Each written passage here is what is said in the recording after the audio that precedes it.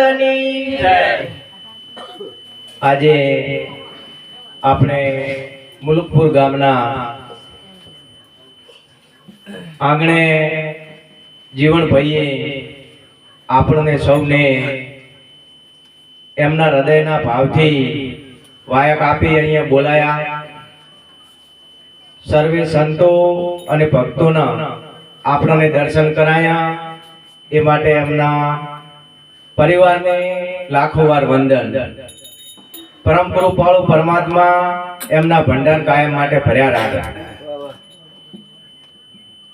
આશીર્વાદ એ માટે આપવા પડે છે લેબુજી કે પૈસા તો બધાય પાસે, પણ આ ધર્મના કાર્યમાં વાપરવાનું એ તો ઘણાને ગોદામ વ્યાસું ઊંચા। એટલે પરમાત્મા એમને ખૂબ આલે અને એમની કાયમ માટે પ્રગતિ કરે। મહાપુરુષો તે આપણને ખૂબ કીધું છે કે સમજણ વિનાનું જીવવું નકામું, જીવો 1000 સાલ। સમજણ વગરનું કે જીવવું નકામું, ભલે જીવો 1000 વર્ષ। સમજીને પણ જીવો એક જ ઘડી, તો સમજે બેડો પાર। આ બધું સમજવા માટે જ છે કે, પણ હું આઈને આપણે વાતો કરો તો કોઈ મેળ પડે? મહાપુરુષો ફેર બોલે લેબુજી, એટલે ખૂબ શાંતિથી હોભળવું અને આપણે અહીંયાના શબ્દો આપણા જીવનની અંદર ઉતારવાના, તો આપણને સમજણ મળે, તો જીવન સુધરે। ન પરમાત્મા તો જેવો છે કે પરમાત્મા કે ऐसो खेल रचो मेरे दाता, ऐसो खेल रचो मेरे दाता, साबित करनी करता तू। कीड़ी में नानो हाथी में मोटो, आकण वालो तू नो तू, ज्यां जो अहियां तू नो तू। आ जानवा माटे આપણે સદગુરુ મહારાજના શરણે જાવું પડે અને એમને આધીન થવું પડે, અને એ આપણને જે યુક્તિ બતાવે ને એના પ્રમાણે આપણે ચાલવું પડે। પણ યુક્તિ વિના મુક્તિ નથી। એટલે એનું એક હું દર્શન આલું। એક ચોર હતો, એને રજવાડામાં ચોરી કરી, એટલે ત્યાં તો હીરા માણિક ખૂબ હોય, એટલે હીરા માણિકની ચોરી કરી। સવારમાં ખબર પડી કે આપણા દરબારમાં ચોરી થઈ કે મારો વાલો આટલી બધી ચોકી પહેરી હતો તોય આપણા રાજ્યમાં ચોરી થઈ કે શું લૂંટ્યું થઈ કે હીરા માણિક। એટલે રાજાએ તો એમના સિપાહીઓને બોલાયા, સિપાહીઓને કીધું કે તમે અત્યારે ને અત્યારે હોજ પડતા આ ચોરને પકડી લાવો, ન તમારો પગાર અને ખાવાનું બંધ। એટલે પોલીસ તો ધારાઈ કરે, ફોજનો ગોતી લાવે, પણ હાસી થાય તો। એટલે એમને તો ચોરને પકડી લાવ્યો। ચોરને પકડીને લાવીને કીધું કે રાજા સાહેબને કે સાહેબ ચોરને પકડી લાવ્યો।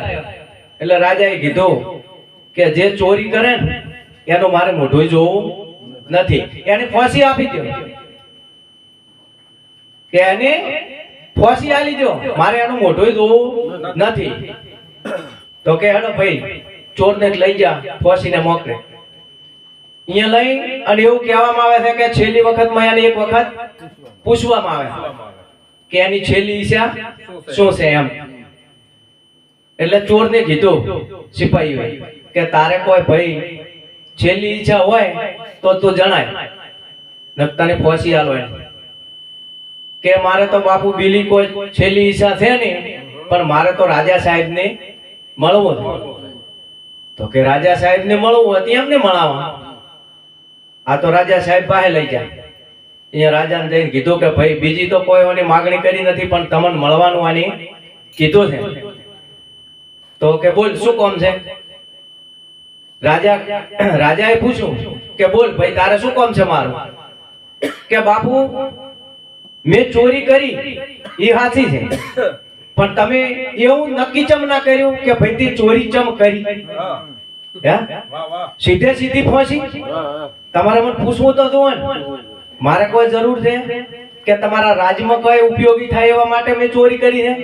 એટલે સીધે પૂછી તો કે ચમ કરી તી બોલ કે આ હીરા માણેકની ખેતી કરવામાં હું જાણું છું એટલા માટે મેં આ ચોરી કરી છે અને ઓની ખેતી થાય અને ઓનું ઉત્પાદન મબલક થાય તો આપણો રાજ્ય ચલાવવામાં ઉપયોગી થાય એટલા માટે મેં કે ચોરી કરી આ યુક્તિ કરી આની એટલે રાજા સાહેબ તો કીધું કે મારું જો હીરા માણેકની ખેતી થતી હોય અને આનું ઉત્પાદન તો ખૂબ થાય તો આપણે રાજ્ય ચલાવવામાં સરળતા પડે તો કે ભાઈ ખેતી કઈ રીતે તું કરે તો કે આના માટે જુઓ તમારે એક તો 10 વીઘા જમી આલવી પડે, જમીન શેડવી પડે સાફ સૂફ કરી એમાં બોર બનાવવો પડે અને ખાતર બિયારણ ખાતર દવા બધું કમ્પ્લીટ કરી અને પછી એમાં વાવેતર થાય આ તો રાજા વાજાને વાંદરા અહીંયા જે વાર હતી તરત જ ખેતર સાફ કરાઈને શેડ તૈયાર કરીને સભા બોલાવીને ચોરને બોલાય કે ભાઈ શેડ તૈયાર આમાં વાવેતર કર પણ ચોરે એક શરત મેલી કે રાજા બાપુ આ બધા ભેગા આપણે બેઠા ને અત્યારે સત્સંગમાં એમ એની સભા ભરીને બેહાર્યા અને કીધું કે જુઓ મારી એક શરત છે કે કઈ કે જીવનની અંદર ક્યારે કોઈ ચોરી ના કરી હોય એવાનું વાવેતર કરી શકે નકે આ બિયારણ કોઈ જેવું તેવું નથી આ અમૂલક છે આ ઉગશે ને તો કે ઓનું વાવેતર કોણ કરે કે રાજા સાહેબ તમે કરો કોણ કરે તમે ચોરી ના કરી હોય હા રાજાએ તો વિચાર કર્યો કે આપણો નોના હતા તાર મેળા ના હારું કરી તમે ચોરી તો કરી લીધી કોનું વાવેતર તો કે હું કોઈ કરું નહીં મનમાં આવો વિચાર કર્યો કોઈ એમને કીધું ને હું ચોર છું યાર એટલે એમણે સીધો જ ભરધન ને ઈશારો કર્યો કે ભરધન આ વાવેતર તું કર એટલે ભરધને હાથ જોડીને કીધું કે બાપુ આ તમારા રજવાડામાં આવ્યો તારે વે ચોરી કરી એની પહેલો હું જીવણ ભાઈના રજવાડામાં રહેતો હતો અન્ય ચોરી કરી લીધી એટલે મોહનું વાવેતર કરી શકો નહીં એટલે મારાથી કોઈ ઉગશે નહીં તો કે ખજાનચીને બોલાવો ખજાનચી કે બાપા અમારે 2 મહિના ચોપડા રાખવા પડે એટલે આમાંથી કોઈ વાવેતર થાય ને તો કે તો ભરતને ના પાડી ખજાનચી ના પાડી તો કે આપણે ભાઈ પોલીસ વાળાને બોલાવો પોલીસ વાળા તો કે તમે પ્રભુ અમારું નામ જ ના લેતા અમારો તો આખો ગણ જ એમાં આખો પરિવાર જ હવે મારું બોલું કે તો આનું વાવેતર કોણ કરે અને વાવેતર ના થાય તો આ ઉગે ના એટલે ચોરને કીધું કે તો વાવેતર કર કે બાપા રાજા ચોર પડદા ચોર તમારો પ્રધાન ચોર ખજાનચી ચોર પોલીસ વાળા ચોર ગુરુ શરીને દન નાહાસો હમદાવે તો ગુરુ મહારાજ ચોર અરે અરે